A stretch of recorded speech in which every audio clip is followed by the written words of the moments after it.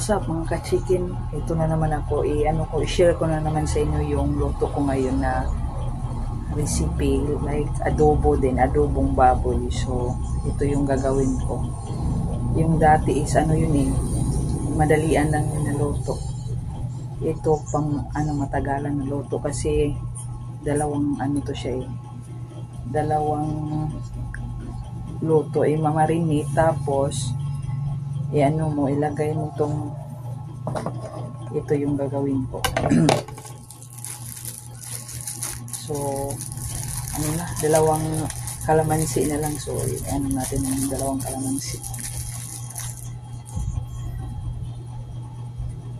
tapos ito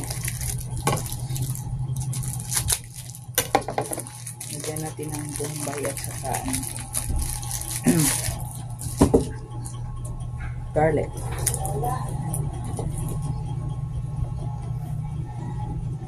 Anuhin ko muna to.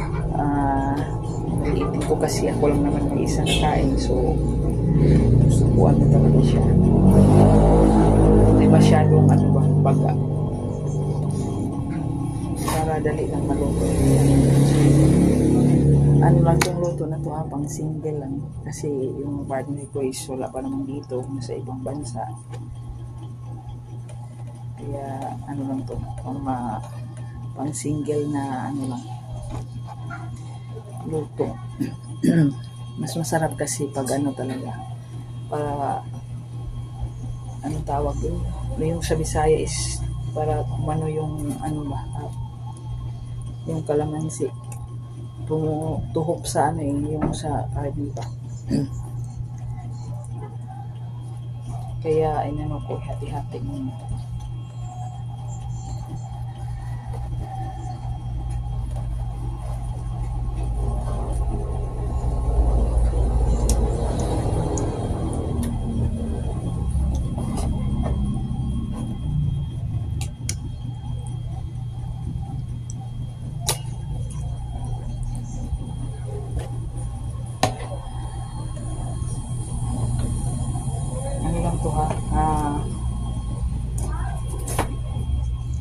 Hindi naluto ba yung pang lang ang Bisaya version. So ito na yung kalamansi. So lagyan natin to sa karne para siya ay maging parang mabango na rin, kasi pag may kalamansi bigla walang bago na kasi bumaba. So hindi ko na lang siya lalagyan ng suka kasi nga yung kalamansi is maasim namin. Tapos ito na lang sili na to para may anghang to siya.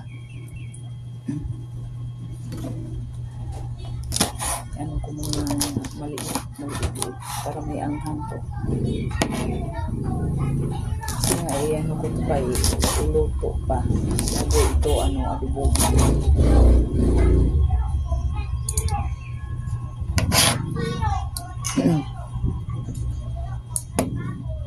Para may anghang, may naman to siya may anghang naman to na sili na to konti.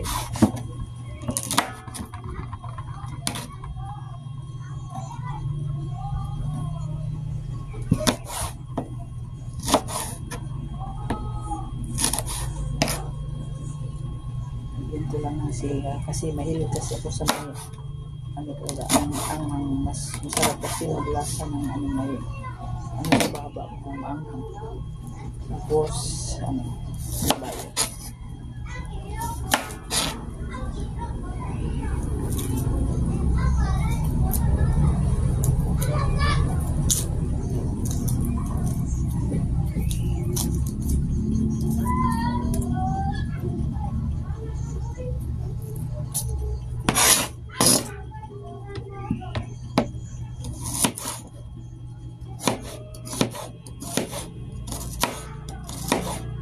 So hindi ko dyan try nyo yung lutong Bisaya. Kaya nga talagang mas parang lasa rin siya. Pino-pino muna natin.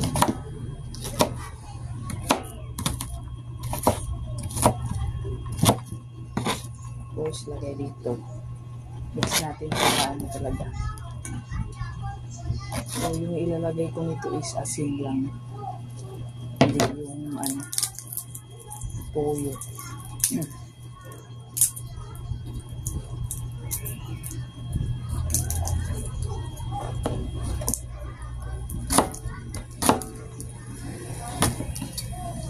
Balik ko guys ha.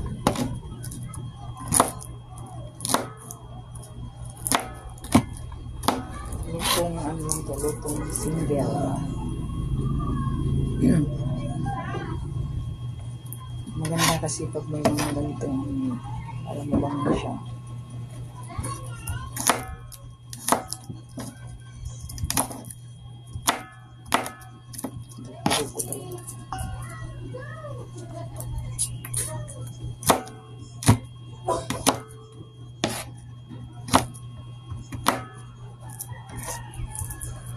So, classics yung asin.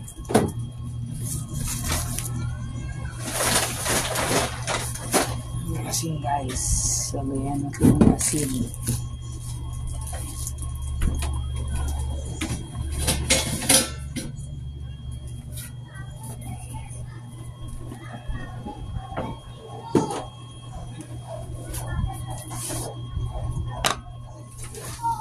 Asin. Huwag masyadong maramihan kasi nga itong karne is meron naman itong maalat na ano yun. So, kunting asin lang. Para pag ano mo, adobo nito is templado na siya. So, yeah. Tapos lagyan natin ng ano na rin.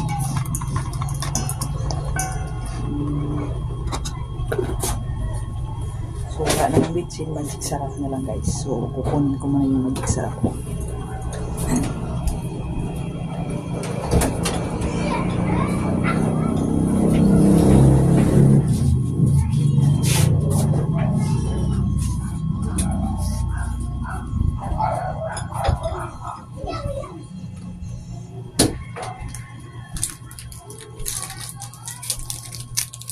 Lagyan natin ng magic sarap para magic ang lasa.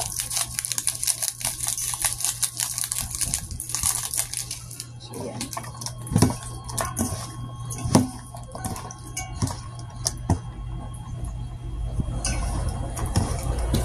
Haluin natin. So ito na yung resulta.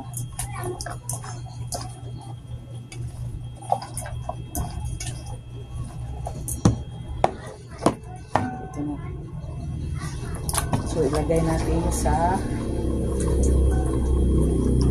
ito ng mga chicken hinaon inano ko na doon sa ewan ko, basta hinaon ko na doon sa lutuan ko. Ito na siya kasi nga ano na umabot na ng 20 minutes. So, ito yung gagawin ko.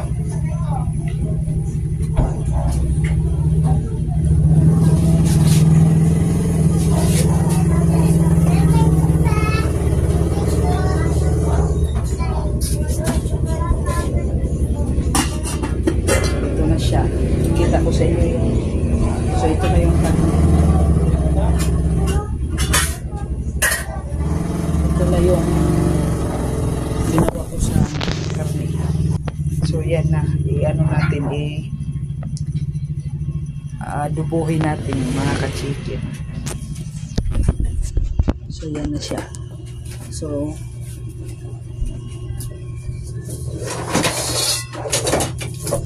mag-ano na ako ng mantika para maluto na itong adobo ko. So, naka-chicken.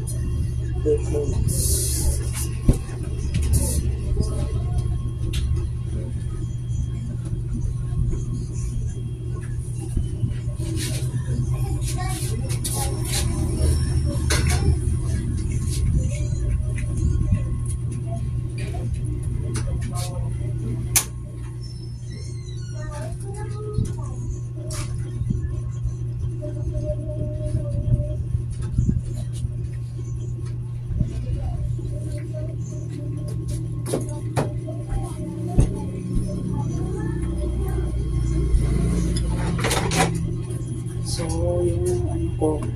Lagyan ko na ng maraming oil. Oil.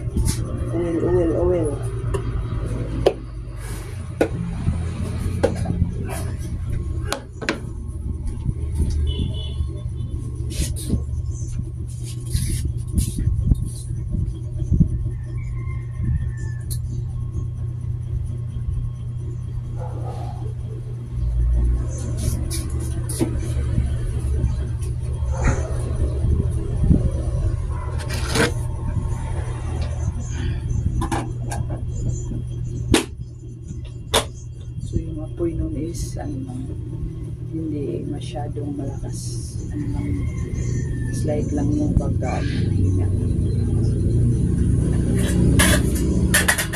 kasi ang sakit kaya pag paano ka natamaan ng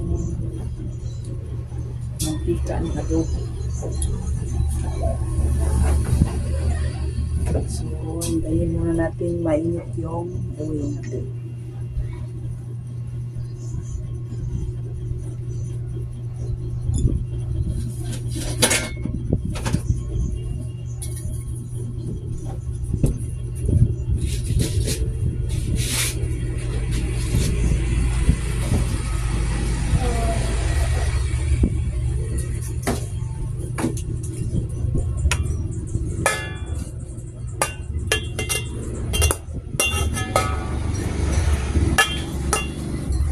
Lang ito nga, pang single na luto lang ako nito. Tagal ko pa ito maubos.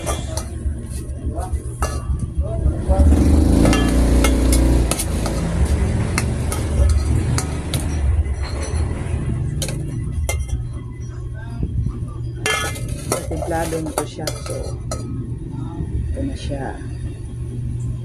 Wait na lang natin na mainit yung mantika. So, what's up mga kachikin, sa hindi pa nakapag dyan, subscribe sa YouTube channel ko, just click that tiny bell button and subscribe mga kachikin.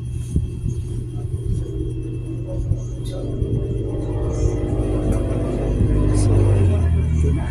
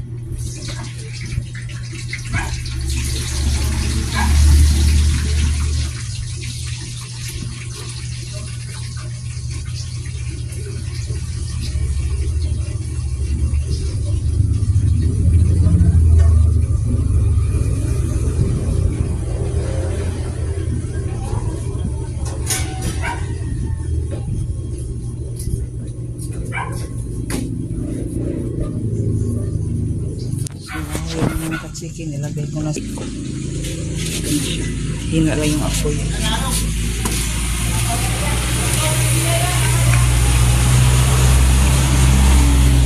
Hintayin lang natin na maging ano yun, maging pula. Yun ang adobo. So yun lang muna. Chicken, ito na yung final na luto ko. Yan na siya. Parang lechon kawali rin din ba? So, sa hindi pa nakapag ano dyan, just follow me. And, so yan yung ano ko, recipe for today mga ka-chicken. adobong baboy na inano muna siya, pinalambot para maging ano talaga yung tawag dun sa ano, yung maging soft yung ano, yung karne. Pag kain mo is ano talaga siya, malambot. So yun lang mga ka-chicken. So mga ka-chicken, subscribe na.